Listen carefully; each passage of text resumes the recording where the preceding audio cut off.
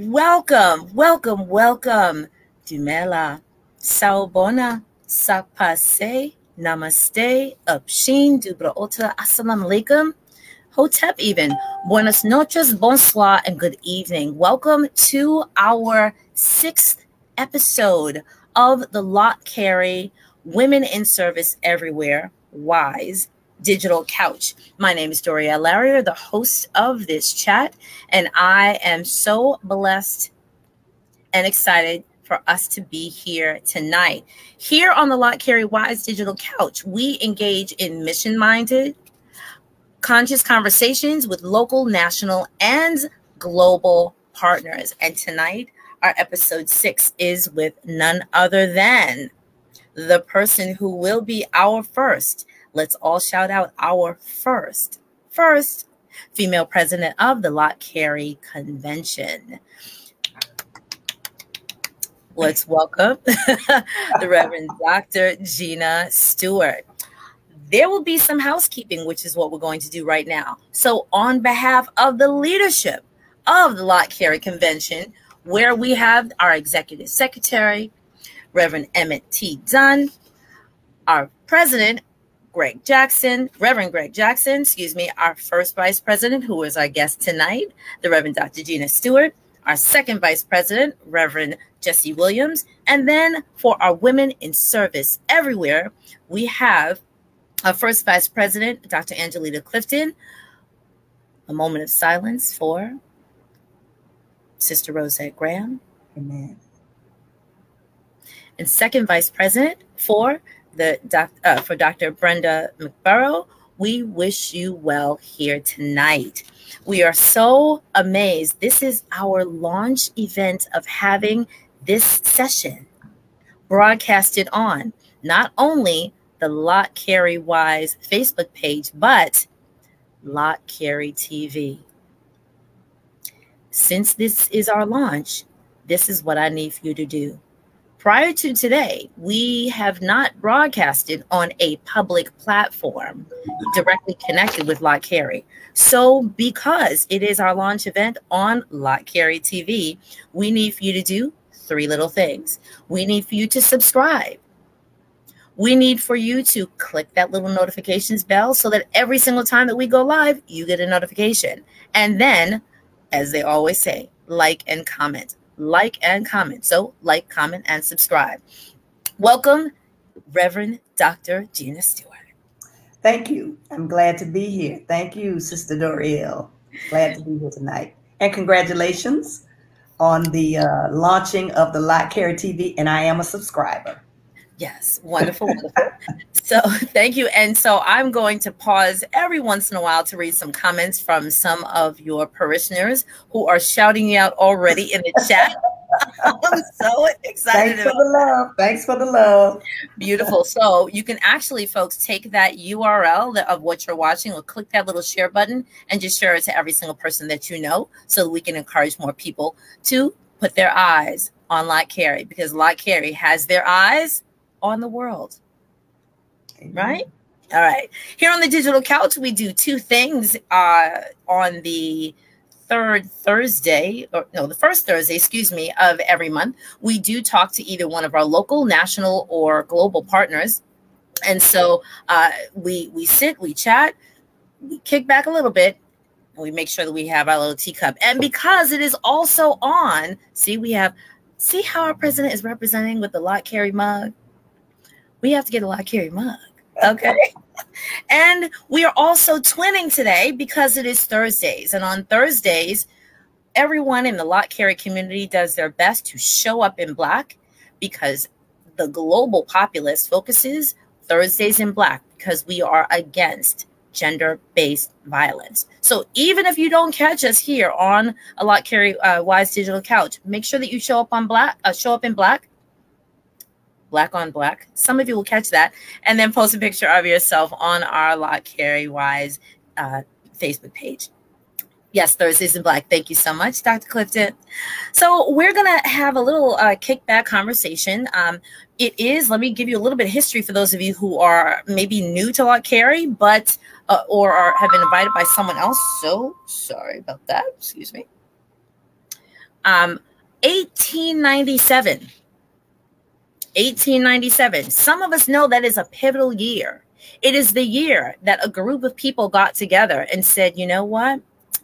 In Washington, D.C., they decided, African-American Baptists decided that they were going to be committed to the work of foreign missions.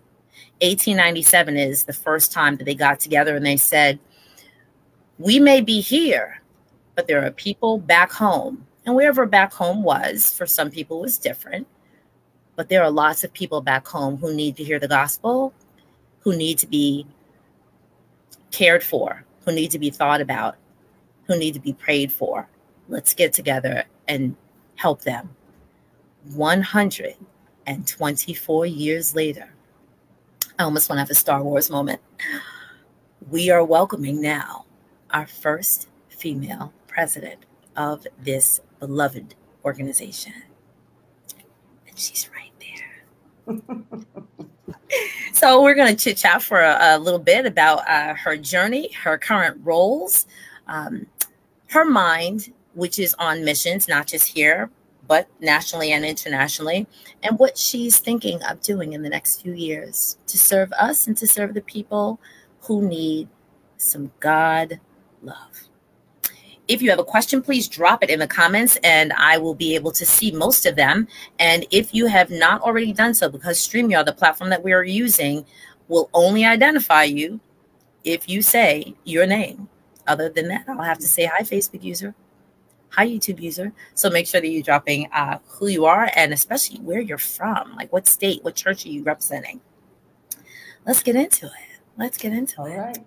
All right. So we are, we're just amazed that it has taken the time that it has taken for us to get to this point where we are electing our first female president. And you wear many hats. I know some of the hats. Some people know some of the hats, but not everybody knows some of the hats. What are some of the hats that you wear? And when you share some of those hats that you do wear, how do you balance all of this? How do you do it? Well, first of all, let me thank you again for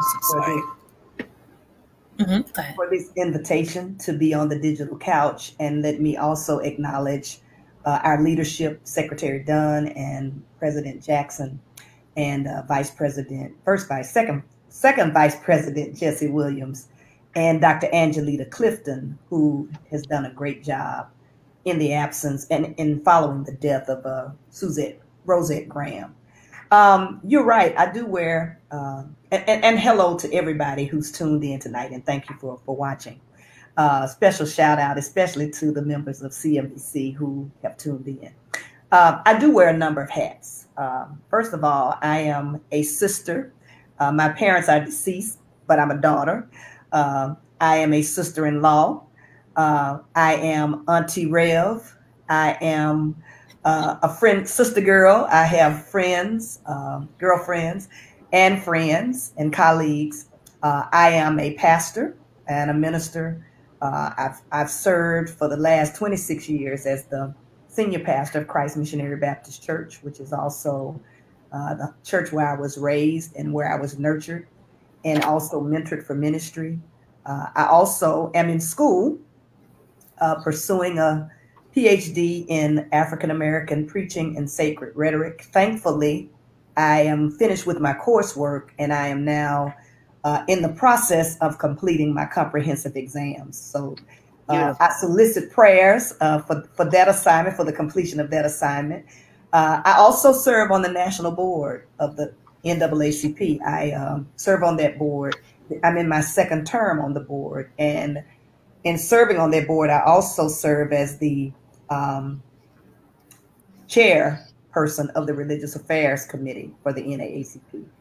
I am the first vice president of Lott, Carey. And in this fall, actually, the first class started in this month, this month, July.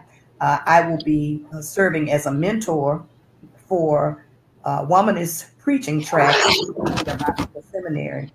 And I also work as an adjunct professor at Virginia Union University for the School of Theology, Samuel DeWitt Proctor School Yes, of yes. Theology. I'm a trustee for the Proctor Conference, and I'm also a co-convener for all the women in ministry for the Women in Ministry Conference, which the convener for that conference is Dr. Cynthia Hale, a good friend and colleague.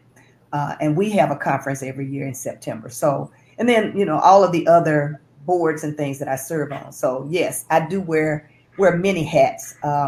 And your question, how do I balance? I don't know that there's really, I don't even know if that's really possible, that you can really balance, because, when you're really busy, you're juggling a lot of balls at the same time. But I can say that having multiple responsibilities and competing demands, and sometimes all those demands converging at the same time, has meant learning how to prioritize. I mean, there are a number of things that I could say, but one of the main things as I think about your question is learning how to prioritize, because not everything that's important is not just necessarily urgent, or everything that's urgent is not necessarily important. And Right. so one of the things that I do know is that my first responsibility is a pastor. Before I do anything else, I'm a pastor. And Yes, so ma'am. my first priority is to Christ Missionary Baptist Church and to the members of Christ Missionary Baptist Church. And then, of course, there are other priorities based on my leadership roles in the various organizations that I serve. I've also learned the importance of not only prioritizing what's important, but also delegation. I would say the second thing is learning to delegate. Not every need is necessarily my assignment Right. or necessarily something that requires my attention. And I'm grateful to have a very supportive staff and volunteers who are very committed to our ministry and who are quite capable and competent. It's one of the reasons, in addition to everything else that I do, pre-pandemic, many of you know that I had a very heavy itinerant schedule, which meant that, not only was I pastoring, but I was also doing revivals and workshops and things like Okay. that. So one of the things that has been a tremendous blessing has been having staff and volunteers who help to lift the load and lighten the burden. And then, of course, I would say the third thing would be learning that no is not a bad word, and setting boundaries and leaving room for margin. This is a lesson that I've learned lately, because I was one of those types of person. I was the type of person who has a tendency to, as my friend Dr. Elaine Flake says, you say yes when you're not tired, but then when it's time to deliver, you're wondering, why did I say yes? Right. Because I wasn't tired when I said yes. So I'm learning to leave margin, and I'm also realizing that part of this is a stewardship issue, thanks to the Pastoral Excellence Program that Yes. I participated in for several years as a team leader. One of the things that they really emphasized to us was learning that we can't do everything. And so learning that we have to make room for emergencies, for unexpected events, leaving margins so that we don't burn out, because we only have one body to do this work in. So Right. I would say those are some of the things that I do. And of course, I'm very committed to Sabbath. I'm very committed to taking breaks. As a matter of fact, we've instituted at our church breaks, quarterly breaks. So because the staff works hard, and they have really been a tremendous blessing in this pandemic. And so we've been doing breaks, a spring break, a summer break, a fall break, and a winter break, because we only have one body to do this work in. So does that break look like after Sunday service, the Right. office will be closed not on just on Monday, but maybe Right. Monday through Thursday? What does that look like? From Sunday to Sunday. Okay. Our church actually has a 3-day work week. We work, and of course, because of the pandemic, for the most part, we're still working remotely. Although we still do, we are doing things in person. We live stream our worship experience. but we also do outreach every week. Okay. So there are some things that we do in person. My mantra during this pandemic has been that the building is closed, but the church is open for business. Yes, But ma'am. to answer your immediate question, when we take the break, it begins on Sunday and we return back on Sunday. And it gives everybody an opportunity to break. So it's not like the pastor is out and everybody else is working. Right. Everybody gets a break at the same time. That's beautiful. So you actually, in part, I guess, gave the backdrop to the answer for the second question that I had, which was, do women in your position have a hard time getting noticed or recognized or promoted? You just gave the answer to that, because as a result of course, as you say, of your stewardship and of course of your competency, of your connections, of your collaborations, it seems like I'm running on a C theme here, you know, that you have definitely moved through different rooms in order to get noticed, in order to get recognized, in order to get promoted, and again, to be in different rooms. And I'm certain that has to do, of course, with God's hand on you, but also your acumen, you know, also your not just your kindness to others, but your study, your focus, your determination. When we spoke prior to this, there was, let's say, a shifting in thought of what we would actually focus on for this. And I was very proud, and let me say to all of you that Dr. Gina Stewart said, you know what? I know you have questions here, but what I would like to do is to focus on what? Inspiring other women, right? That's right. And so already we're about like 17 minutes in, and I'm tired because I'm saying, okay, you've done all this. We have a ways to go, women who are listening and the men who love us. Like, she's setting the stage. This is good. So, but do you feel like you have, and this is going to be actually a part of another question, do you feel that you've had some barriers or maybe some doors that had windows that you could see through, and someone gave you the little hint about this is how you open that door? Could you share some of that? Because, you know, a lot of us are sitting looking at glass ceilings. We know that there's room at a table, but sometimes they don't let us know where the chair is. Mm-hmm. And sometimes there is no chair. You got to stand, but you're going to stand in the room. So, well, I would first of all say that that for women, there are always exceptions.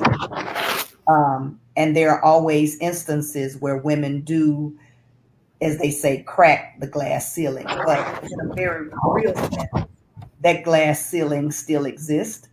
And because of sexism and patriarchy and misogyny, sexism, which basically induces this notion of inferiority on women based on gender, and patriarchy, which suggests that we live in a world that is dominated and ruled by men. And misogyny, which has to do with just basically the hatred of women or the dislike or hostility toward women. All of those three things play a role in the barriers that women often encounter, not just in society, but in the church and in society as well. And so those barriers are real. And of course, as I said before, while there are women who have been able to put some cracks in the ceiling, it's very challenging for women to move in certain leadership roles. I mean, we could just talk about the church for an example. I've been pastoring for 26 years. I was elected to serve our congregation, but we also know that when we look at the numbers, if we just look at the data, in 26 years, while there are women who are now pastoring and who have been elected to churches, in many instances, women still end up having to start their own work, or they end up working as executive pastors, administrators, etc., in congregations. Some congregations, depending on their denomination, depending on the denomination, and in some instances, the bylaws will not even consider a woman. So sexism and all those three things, those triplets, sexism, patriarchy, and misogyny, certainly do run interference when it comes to women ascending to positions of power in leadership, not because we don't possess the skill set or the giftings or even the passion or the competence, but because there are systems in place that prohibit and often work against us. Just like we talk about racism as a system that often works against people of color, the same is true for women who are gifted to serve and gifted to lead, but often are overlooked because of those realities. I thank you very much for sharing that. In your 26 years of being the senior pastor at your church, and of course the other names that or organizations that you have a seat at the table for, who are some of the, let's talk about the church, who are some of the female ministers? We mentioned one actually last night when we were prepping. And yes, so folks, when we do this is not a cold call. It may seem like a cold call. It's not a cold call. There is some prep work because we have to make sure that we're all on point. But who are some female ministers who have maybe opened that door, or maybe said, this is how you get in? Who are some of those women that you would, let's say, nod your head, give the head nod to? Well, when you ask that question, I think about something that Dr. Frank Thomas often says. He says that there are people who speak your name into destiny. And sometimes we don't even know who those persons are because they say our name and they don't tell us that they are actually speaking our name. And in all honesty, there have been women and men who have spoken my name into destiny and who have, because of their recommendation, because of their referrals, have opened doors. And some of them I only found out on a fluke or by way of conversation. Dr. Valerie Bridgman, for example, is a person who has, and she doesn't even know that I know this. I just found out. But for example, I've published in certain publications, Those Preaching Women, and also Dr. Kim Johnson, Proclaiming Rhetoric from the Pulpit. I have sermons in both of those books. Both of those books have my sermons because Dr. Valerie Bridgman she's now the dean at the Methodist School of Theology in Ohio. She spoke my name. I ended up preaching at the Hampton Ministers Conference because Dr. William Curtis, when he became president of the Hamptons Ministers Conference, decided that he would invite me to preach. And I ended up preaching the night service because Bishop Claude Alexander extended an invitation. I'm participating in Lott Carey because Dr. David Goatley, who was once my professor at Memphis Theological Seminary, called me one day while I was in the hairstylist chair and said, would you be interested in serving as a team leader for Lott Carey? And then, of course, there were women in our church. Many of them were not pastors. They were not ministers. They were faithful lay leaders in the church. Felicia Sarden, Moselle Starks, who was the superintendent of Sunday school. Strong women who believed in pushing other women. I can remember when Alberta Snell, Felicia Sarden said to me, I think it's about time that you start teaching a Sunday school class. These were the women who saw something in me that I had yet to apprehend myself, but who believed in the gifts and graces that were on my life, and they would advocate for me. Felicia Sarden was the person that after I accepted my call to ministry, stayed on my pastor. She's like, okay, we need to give Gina a date to preach. Okay. She's accepted her call to ministry. We need to give Gina a date to preach. When I came along, there weren't a lot of women in ministry. There were not a lot of role models. Most of my mentors were books, and they were persons that mentored me from afar.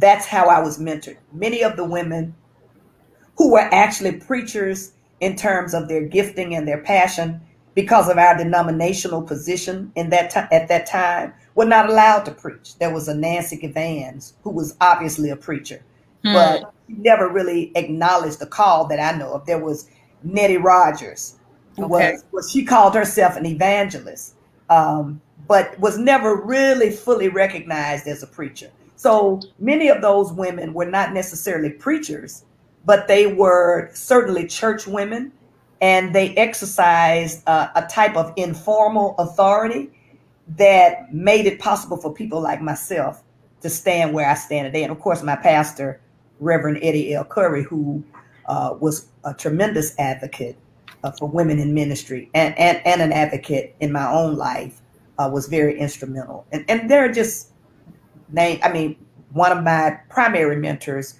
was Reverend Shirley Prince. She's gone home to be with the Lord now, but she was certainly very instrumental in helping to shape me as a person, and a preacher.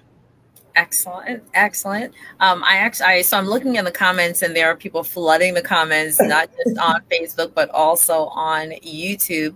So, and I have to give a special shout out to Sister Jean Greer, who is our first episode. It was Sister Jean Greer and Sister Mary Hall, who are, the champions of Lott, Carey, and I hear that they were some of the first people up at the 5 o'clock a.m. prayer call? The prayer call, yeah. I didn't make many of those, I have to tell you. I made a couple, but not many. But I have to give them a shout out. And then I also want to just remind us that we also had Reverend Harewood from Guyana, the superintendent of the Baptist pastors in Guyana. I believe I'm saying this correctly.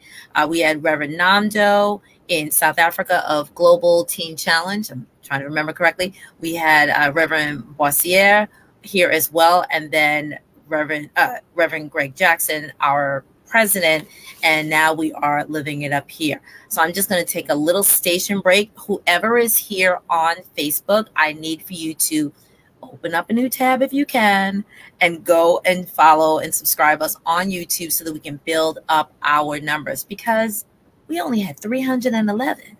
I need to at least see a clear 400 by the time we finish this. Okay, can we do that? Let's do that. Thank you so much for sharing. And so we do have a lot of note takers. I am a firm believer, and I'm doing a little teaching here. When you hear something, just like we do in church, when we hear a good word in the sermon, we may say amen or go on or say that. In the social media world, type the comment in. Whatever resonates with your heart, your head, or your hands, if they go up in the air, type it in the comments, because it lets us know some of the things we thought about saying, but some of the things just sort of like fly off the cuff. But those are the things that actually will really pull and push us to do greater missional work and work for the church and work for the world. Those are the things that we need to know, that you hear and that you are taking apart, and then we'll take action once we finish this conversation. So please drop it in the chat, and then I'll read off some of them in a few moments.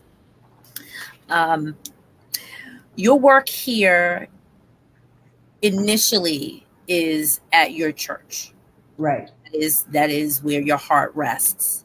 But your work in your new role will take you, of course, across the country and across the world.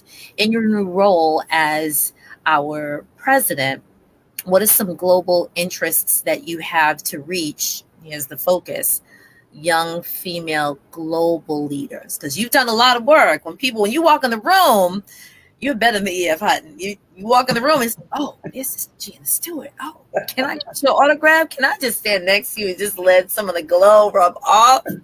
Well, you're gonna be taking most of this message, over as we say, the highways and the byways. But what would you like to inspire women on the other side to do, to be, and to consider? Well, one of the things, well, let me just say this before I say this. You ask about other women, and certainly I thank God for all of the women of Lott Carey who have been a great inspiration and a great encouragement. Dr. Angelita Clifton, who has just been tremendous, and not just in this season, but from my initial meeting with Dr. Clifton, her support and encouragement.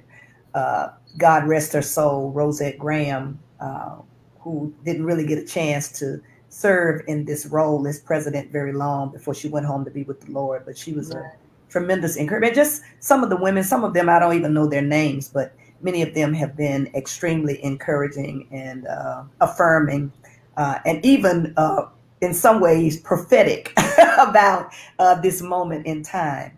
Lott Carey has strategic priorities, which makes what I'm doing will help to make it a more of a seamless type of transition. So when I say that, what I mean is I won't necessarily have to reinvent the wheel. My responsibility, as I see it, is to come in and help to further and advance and amplify those strategic priorities. I believe that, as one of my professors says, that the expertise is in the room. And so part of my leadership, I guess you would say, pedagogy, and even when I'm in a classroom, is I believe that it's important to be in conversation with people. And so one of the things that I would, before I began planning what I want to do with global leaders, I have some ideas. And of course, this digital platform, I think, is one of the ways that we can connect and provide resources and support. But I would also be interested to hear what some of those needs are for some of our female leaders in global ministry. I talk often with Reverend Brenda Harewood, who is the leader of the Guyana Missionary Baptist churches. And I know that some of the needs include equipping, training, education, empowerment, those kinds of things. But I would say at this point, because I have not really have not stepped into this role just yet, I'm still attempting to be prayerful and discerning about what that will look like. And I think the easiest way to do it is to plug into these strategic priorities that are already there. Like Carey already has a major commitment and platform to human trafficking. That's why we're wearing black, Thursdays in Black. That would be something I'd like to see us amplify. And of course, as it relates to mentoring and as mentoring leaders, training leaders, and things like that, would be some of the things that immediately come to mind. But I would really like to host some type of something like this with leaders, even global leaders, some kind of round table. You know, I mean, the sky's the limit to what we can do. Right. But I think a lot of it is, one thing is important to have conversation first about how we can not just help them, because I'm not necessarily interested in paternalism, but how we can work in solidarity with women and be a blessing in this new assignment. Amen to all of that. And so you already know that you have a great team that we, especially here in WISE, and I'm only going to speak for WISE because I'm a part of WISE. Right. We will continue to be the wind beneath your wings. We will be the Praise ears. God. We can support by being the ears to the ground for you and send information up the ladder to you and your team as you take the stage and take the helm. And so, of course, we just bowl over with this opportunity. We're going to keep the connection about your role, your leadership, and bring it to the foundation of where we all stand, and that's on the Word of God. And so you've mentioned some people who have been at the helm, who have walked before you. I'd love to know what is maybe your one top scripture that you stand on that gets you out of bed every morning, that whenever someone says, nope, can't come in this room. Nope, you're going to have to wait your turn. Nope, maybe another 12 years. Nope, maybe you have to write your own book because you can't be in mine. What is that scripture that keeps you like that? I would say, I mean, I have a lot of favorite scriptures, but wait, hold on. Before you say them, okay. Whoever hears these scriptures This is note taking, okay? This may be the digital couch, but we got to take notes. There are a number of scriptures that really keep me grounded, and that I tend to return to depending on what I'm dealing with. But I would say the two, actually there are really more than two, but Philippians 4:13, I can do all things through Christ who infuses me with strength. Romans 8:28, and we know that in all things God works together for the good of those that love God and those that are the called according to God's purpose. Philippians 1:6, he who has begun a good work in you will bring it to completion until the day of Jesus Christ. Those are the three that I would say to some degree anchor my life. They're not the only ones, because in many instances it depends on what the situation is. But those certainly are three that readily come to mind when I think about some of my favorite scriptures. Okay. All right. Thank you very much. And I know people have taken notes because they're popping up in on YouTube and on Facebook. Thank you very much. The people who take notes, your new title is, everyone in church, we have a title, right? What is the line that we have in Like Carey? Come on, say it with me. Everybody is somebody. Everybody is somebody. That's the line at our church. Everybody is somebody. And so when you join the digital couch here with Wise, you are the stream team. So shout out to my stream team for taking notes. I love that. It makes our work easier. Many hands. I tell my members all the time, many hands make work light. That's right. That's right. Excellent. So thank you for the scriptures. And of course, if most of us already know them because they are so etched in our thinking.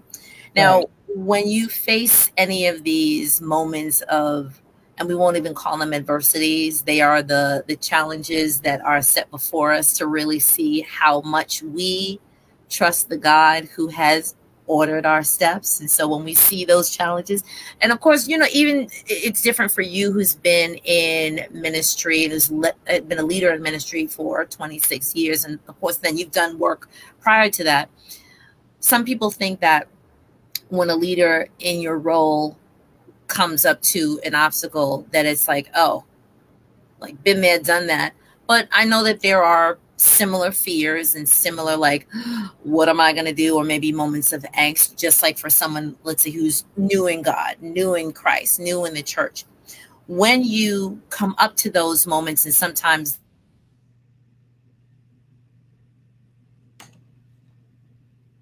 moments, are we there? I think we got disconnected for just a second. Okay. Yes, back. Okay, can you hear me? Yes, ma'am. Okay, good. Could you repeat the question? Sure, not a problem. So when we come up upon those moments of where in our walk, we have to take a pregnant pause, where it's like, what am I going to do next? How do you respond to like an experience or a resistance of people who are like, so, men usually handle it this way. I don't know if you'll be able to handle that. We constantly have to take care of women, or, but you've shown up and you've showed out over these years. But I'm sure that there are still moments that people will kind of, let's say, give the side eye, like,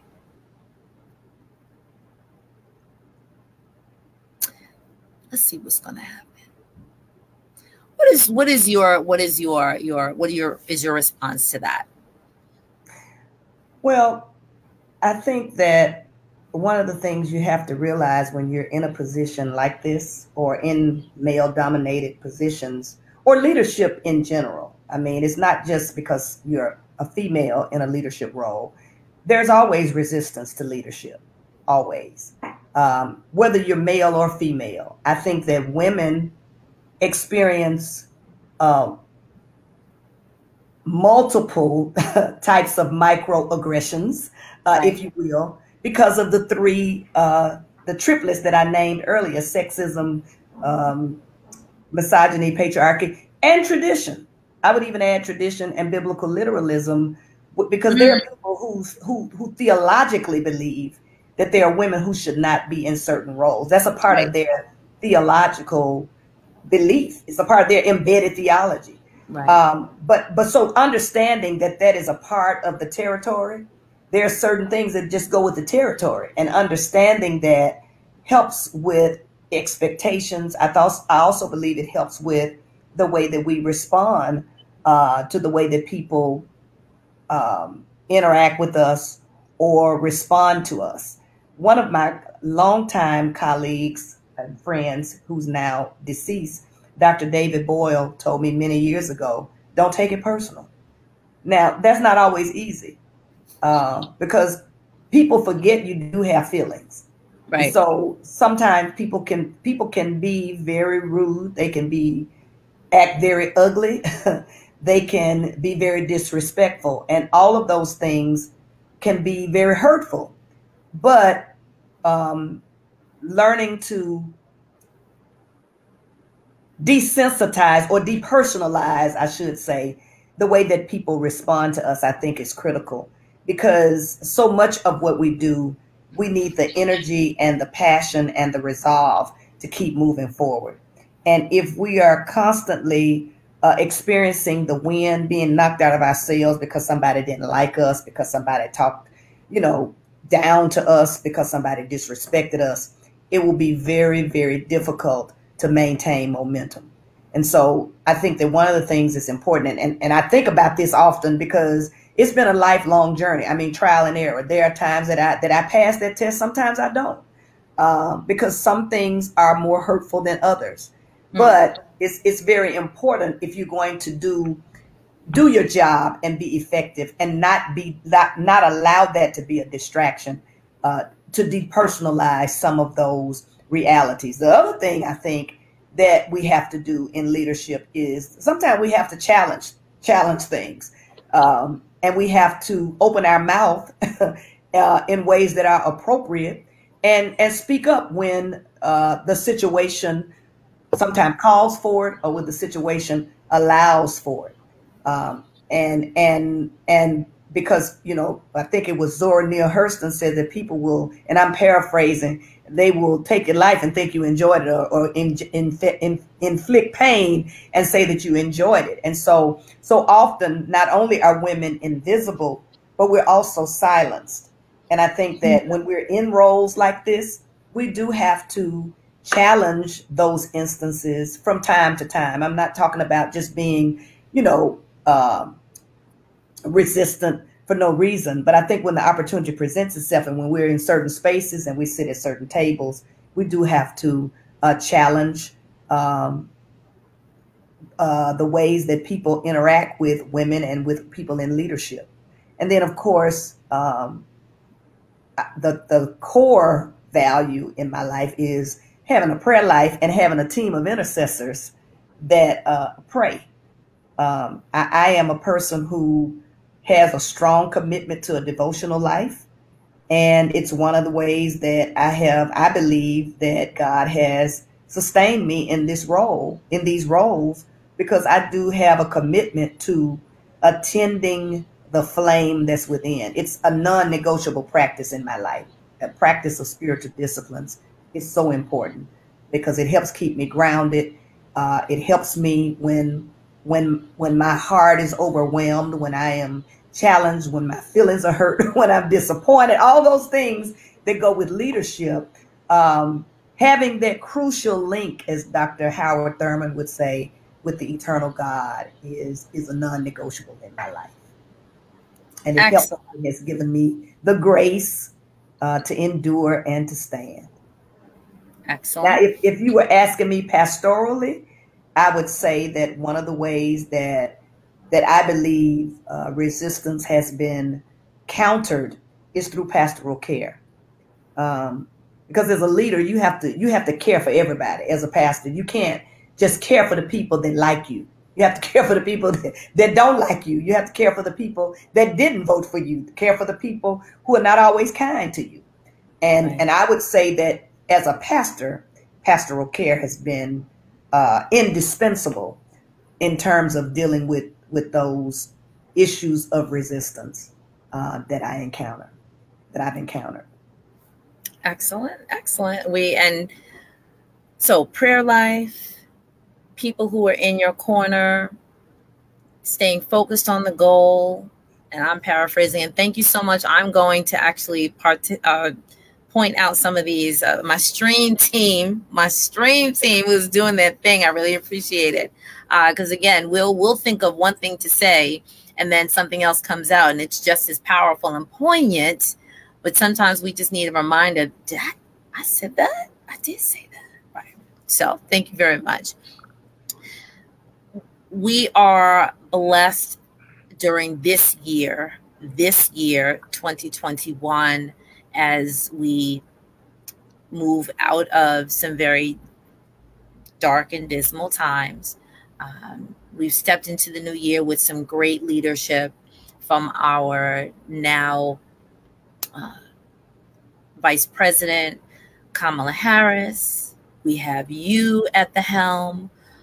We still have, and some people are going to have to drop some names in the chat so I can actually like call out some other names. We still have Stacey, Representative Stacey Abrams. Thank you. We have Representative Stacey Abrams. We still have Auntie Maxine, right? Auntie Maxine Waters, who is still ringing in from last year and the year before. There are now more women in the room. There are now more women who have taken notice, and the larger society is taking notice of what we bring to the table. There are a number of younger women who are coming up, and they're starting to see more of our faces in the room, more of our faces at the table. There are a number of things that are happening to young women, whether it be incarceration, whether it be other types of trauma pertaining to their relationships, pertaining to children, pertaining to economic poverty, emotional poverty. And when we see women sort of fly across the screen, especially in the last couple of weeks, artists, people who thought they had something to say, and then they wind up saying something, and then you're like, did you run that by your auntie? Did you run that by your grandmama? Did you really need to buy that thing? Like, do you have a house to live in? As we are moving towards raising the next generation, and I'm going to take a step back to when I came back into Lott Carey after raising children. I came back about 10 years ago, and I asked, I think we were in New Orleans. That's when I came back. So this may have been 2011, maybe 2012 or so. And someone said in one of the big rooms, they said, well, the people of, let's say, this generation, would you stand up? And so it was like the elders. And I had remembered some of the people from like 20 years before. I'm like, oh my gosh, that person's still here. Amazing. And then they asked for my age group to stand up. And I stood up, and I was looking around, and I was looking to see who else in the room was of my age group. And as I said to you before, I said there may have been about 20 in the general session. So there must have been about 3,000 people in that room. And I said, wow, where are we? Now I'm tying that together. Now that there are more people in the room, there are more of us to look to you and to look to the leaders ahead of us and say, if you could do it, I could do it too. If you could be there, I could be there too. What's maybe one piece of sage advice that you would give to, let's say, my generation and the generation coming up before, to stay on the path? Because had it not been for you at this time, there may have been fewer of us to continue in Lott Carey. What would be, and it will, by default, it's going to be part of your mission to continue to grow down, right? We're trying to grow down the next generation of Lott Carey sojourners. But what would be that like sage wisdom that you would give to us to say, don't get off the train. Come on. Yeah. You know, what Lott Carey is experiencing is not unique. Churches, denominations, organizations, and conventions are all experiencing what I believe is just the natural bell curve that you experience, life cycle Right. that you experience in churches and organizations. You have this beginning, and then you have this growth, and then you have a plateau, and then you have this decline that happens in churches and every other organization. And like Carey is not the only organization experiencing that. As you were talking about that, I was reminded of where I was in our congregation 26, maybe 30 years ago, when our congregation was also going through a decline. And I was struggling, to be honest, about whether or not I would remain at our church or move somewhere else. Because, you know, most of the time we want to be a part of something that's going somewhere. And when it looks like the train is slowing down and the train is not moving, then we're ready to get off or get on another train. And so I had made my decision that I was going to move my membership because I just felt like, you know, I had come to the end of my season there at the church. But every Sunday that I would get up with a plan to go somewhere else, I never could make it. And so I went to the Lord about it. And the Lord said to me, you have talked about the problem, but what have you done to be a part of the solution? Amen. Mm-hmm. And the Lord instructed me to go back and be a part of the solution. Now, what happened? We didn't start, the growth didn't turn around overnight. Right. People still left and went to other churches, but I went back and I decided to be a help to my pastor because I had just started in the ministry. I had no idea when I went back to help my pastor and serve that 5 years later or 6 years later, he would have a massive heart attack in a restaurant and that I would end up actually being elected to serve that congregation. But all of it started because I decided to stay there and try to do what I could to help. Now, all of the responsibility is not on the people. The organizations, the institutions have to be willing to make adjustments, to engage in self-critique, to invite other people to the table and engage them in conversation, to think about ways and explore ways that we can be relevant. But you can't always fix a thing or make an organization or institution better, not always from the outside. And I think one of the things we have to do is think about Lott Carey's mission. I'm a part of Lott Carey because I believe in the work that Lott Carey does. Amen. Not because everybody in your age group is there. I would like to see more people in your age group. In fact, I'd like to see more millennials in Lott Carey. And we have several high capacity millennials and young adult leaders who are leading corporations and who have major strengths and major gifts.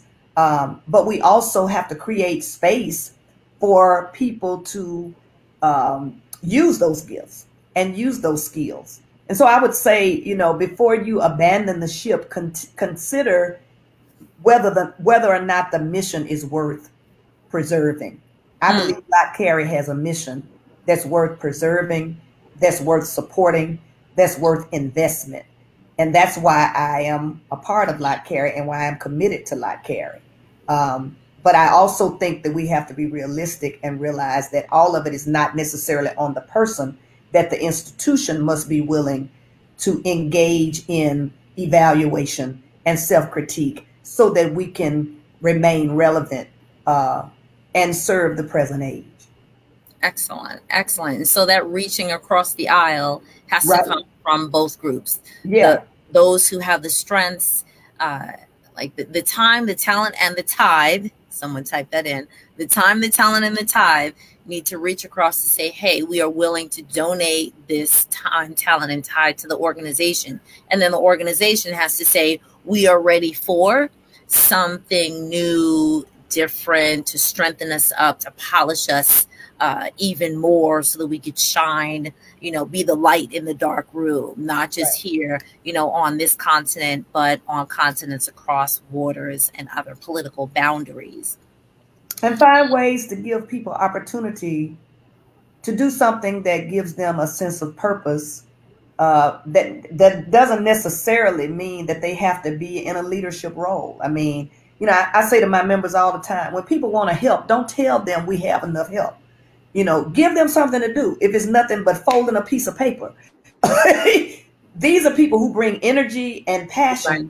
You don't want to tell them we don't need your help, And so we also have to be willing to transition with grace. We have to be willing to widen the net, and be more inclusive in terms of who we engage and who we allow to help us, particularly people that are committed to the mission and vision. Excellent. Those people who are, if you are a Lott Carey person, then you know what is going to be happening in the next 3 weeks. 3 weeks, about 3 weeks. 3 weeks. 3 weeks from now. 3 weeks from now, we will be, as a matter of fact, would that be exactly 3 weeks from now? That we'll be some people will be sitting.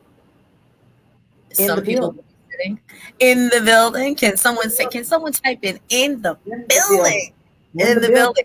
Right. So August, let me get my date straight. So August 10th through the 12th, will be let's all say it together, the 124th annual session of the Lott Carey Baptist Foreign Mission Convention. There will be some people in a building in Atlanta, Georgia, to stand up, to bring, biblical pom-poms, if you will, and shouts of adulation for you taking the seat.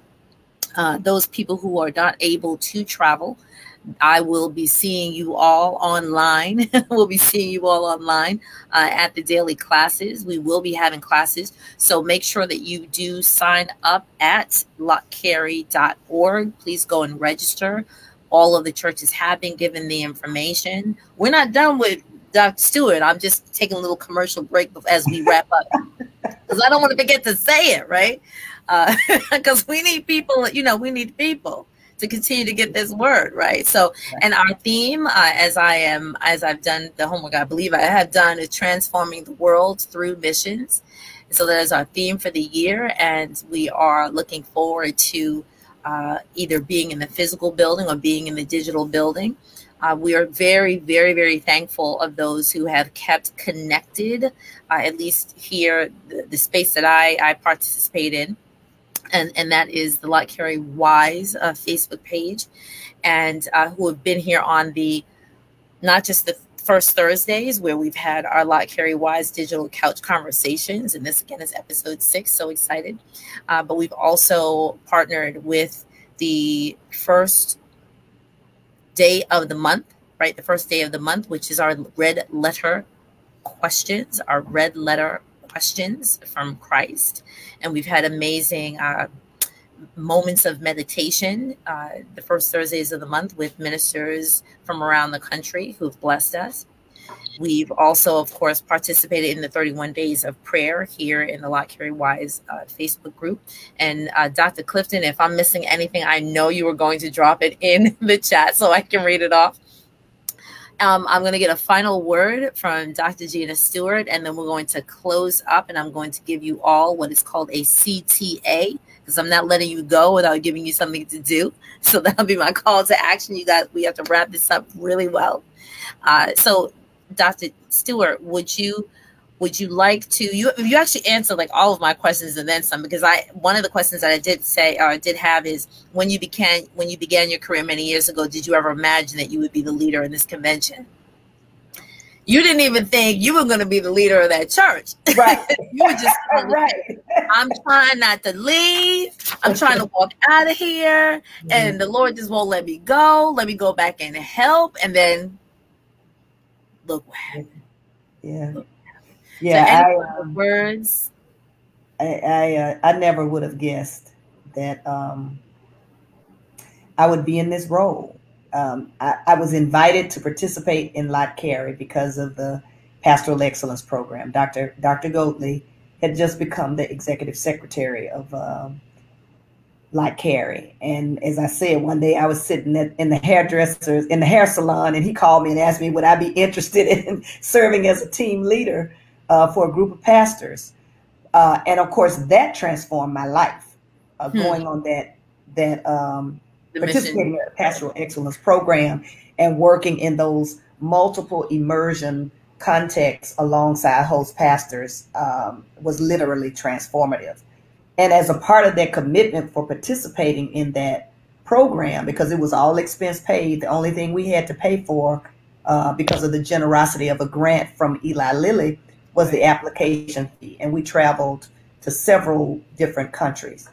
But one of the things they asked us to do was to be committed to Lott Carey. And I remember the first convention that I attended was in Louisville, Kentucky. Mm-hmm. Dr. Peterson was transitioning out as the president of Lott Carey. And Dr. Awkward, I believe, was transitioning in. I believe. I may have them mixed up. But what I do remember is standing in the back of that hotel, and I was listening to all of the great things that Lott Carey was doing. And I heard Dr. Peterson say that Alfred Street was giving Lott Carey $25,000. And I stood there and I was just amazed that a church would invest back then that kind of money into missions. And I remember going to my hotel room and getting on my knees in my hotel room, asking God to bless our church so that we could give like that. That was the only ambition I had when I came to Lott Carey. I had no ambition to be an officer. I had no ambition to be on a stage. I believed in the mission, and I wanted our church to partner and invest in this kind of work. But of course, many are the plans in a woman's heart, but it's the purpose of the Lord that prevails. And so here I am. Thanks be to God for this opportunity. But I certainly I didn't come with that ambition. But, when your steps are ordered by the Lord, as my friend Reverend Tracy Blackman says, I'm amazed by what a yes to God will do and where a yes to God will lead you. Yeah. Excellent. Excellent. I'm going to take a moment to say thank you to some of our stream team here. Sister Deborah Thomas, who has been in the chat since. That's my church member. Come on, Christ Missionary. Y'all have showed up. She can really sing. She can really sing. Lovely. Sister Ashley Henderson, Angie Love, Latanya Ship. That's my church member, Ashley. All right.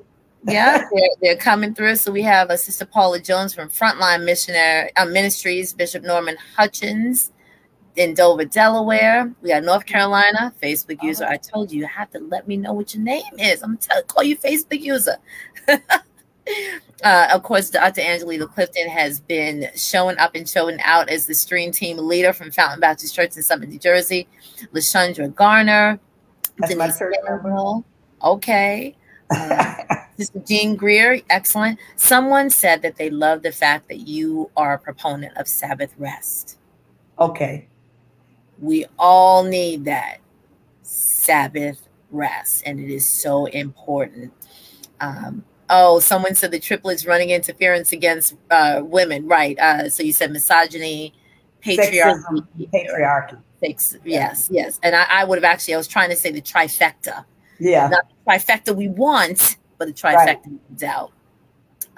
So I have to give a shout out to my mom is in the house. Thank you, Mom. That was the phone call I got before. Thank you, Mom. I love my mother who always shows up. Yes, and so Dr. Angelina Clifton and Deborah Thomas were also reminding us that there were not just women, but also men who have paved the way. Excellent. Let's see. Cynthia Hightower. Yeah, that's my church member. Excellent. Listen, they showed up. Terry Smith, Sister Terry Smith. And let me just see if there's any new. Anthony Johnson. That's a church member. Deacon Anthony Johnson. And he's really excited about coming to Lott Carey. We were talking this past Sunday.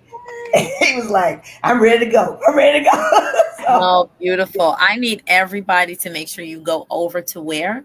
to YouTube. I do not, when I log off of here, I do not want to see 311 subscribers anymore. We need a clear, like at least 350. At least everyone go over there. So Dr. Angela Clifton also mentioned the microaggressions that we spoke about, micro invalidations that occur, micro stressors. Make sure that we depersonalize, because that is very real. Don't take everything personally. Keep it moving. I usually say get in, get out, and move on. Let it in one ear, out one ear, keep it moving. All right. And so, oh, yes, just the last point is, how Dr. Clifton was talking about amazing women in ministry, Dr. Copeland, Dr. Flake, Dr. Hale, Dr. Weaves, Dr. Gilks. And the list goes on and on. Excellent, excellent. So many. Yeah, so many. So thank you very much for, I think these are like the best. Yes. Oh, and so someone said, I remember you telling the story about ASBC. What's that? ASBC some time ago, and have adopted that prayer as my own to give to Lott Carey significantly. Do you recognize, what is ASBC? If the person, maybe Alpha Street. Okay, thank you. That makes sense. Mm-hmm. Yes. All right, so thank you. So if anyone, if you have any other questions, drop them really quickly. But if not, I want to say thank you, 1,000 thank yous to our own Dr. Gina Stewart, who is not just a part of our Facebook family, but is a part of our Lott Carey family. And she will be the new leader. Instead of say it like that. So we cannot wait until we either see you either in the building. I know there's only a couple of seats available, so those people who are trying to head down there, you need to get on with that registration. If not, we will see you on the digital convention space. I'm sure there will be some definite streaming through that week. If you have not registered for your Lott Carey for the classes, please do so, because I'm going to be helping with that as well. I love that work. And we look forward to seeing you on the next episode of the Lott Carey Wise Digital Couch, which will come up in a couple of weeks. We might have one right before convention. If not, I'll at least pop on and say, are you there? Are you in the room? Could you not wait with us but 1 hour? Can I mention yes, that the location for persons who may be thinking of coming is to the President's Night, which is the night of where the president preaches, and also of the election or installation of the new president, is Green Forest Community Church. Green Forest Community. Someone type it in the chat. Someone type it. Emery Berry is the pastor. Okay. And they are allowing some in-person attendance. If they're members of CMBC and they have not, or they'd like to be a member of CMBC that night, they need to be a part of the in-person attendance, they can call our church, because we're creating a list to give a master list to the church. Beautiful, beautiful. Or contact Lott Carey, I suppose. Sure. Thank you. So once again, thank you so much, Dr. Clifton, for putting Green Forest Community Baptist Church. And so last but not least, make sure you stay tuned with us here on we have 2 platforms now, Lott Carey Wise Facebook page, which is a private Facebook page. If you know of someone who's not already in it, please invite them in. And myself or Dr. Clifton or Reverend Robin K. Monk Self will admit you in. If not, please make sure you click that notification bell on Lott Carey TV on YouTube. So every time we go live, we will pop up there and you'll get a notification. We thank you all. God bless you. God bless you. God bless you. And we will see you on the next episode of the Lott Carey Wise Digital Couch. Good night. And remember, be mission minded. God bless. Good night.